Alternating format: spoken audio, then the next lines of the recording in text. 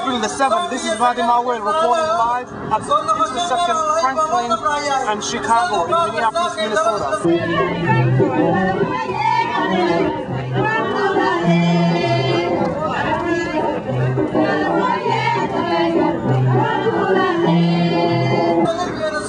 I'm here with the Somali-Americans who are demonstrating what they call illegitimate invasion of Ethiopians to Somalia. Some of them, this is what they have to say.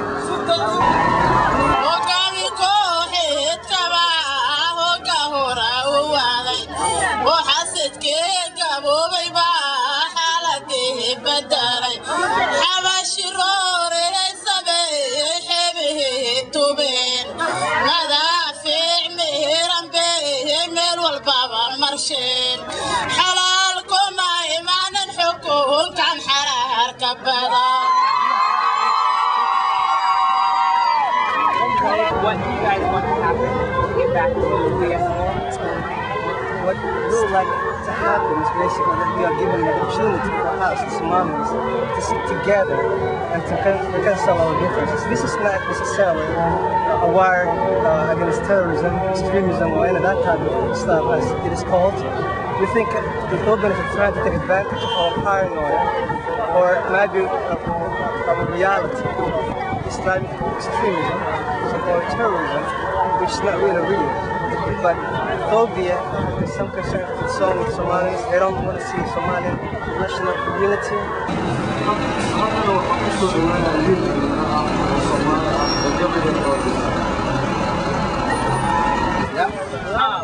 Tell me why you called this gathering today. The reason is for one, to show solidarity with Somalis and Somalia, especially the innocent people that was killed. Even about today, what's going on is literally genocide.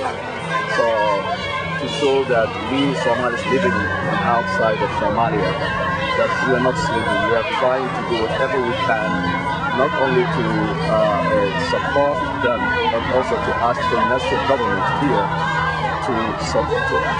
must not support the Ethiopian government.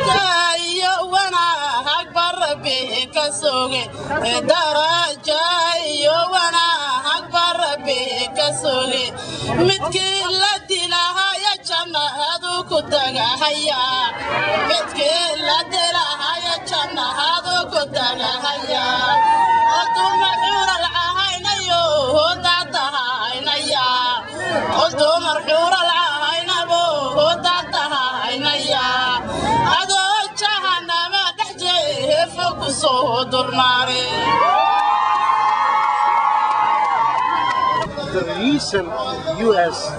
is backing and other group with transitional government who are powerless is very bad mistake they make. I think Somalis will sometime come after their territory, the land that's now occupied or under the rule of Ethiopia.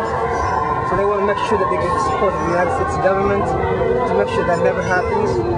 So they're using the name of the fight against terrorism, and they're basically literally trying to capitalize that and make sure that they can get the passive support, political support, the military support, the financial support of the United States, pretending like they're just serving our interest in Africa and East African countries.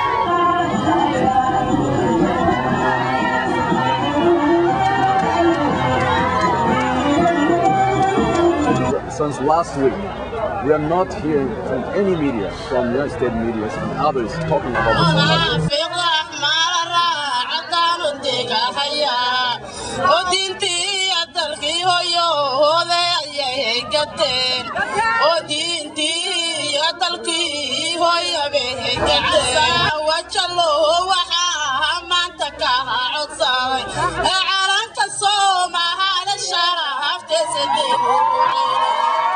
This is Mahdy Maaweel reporting live.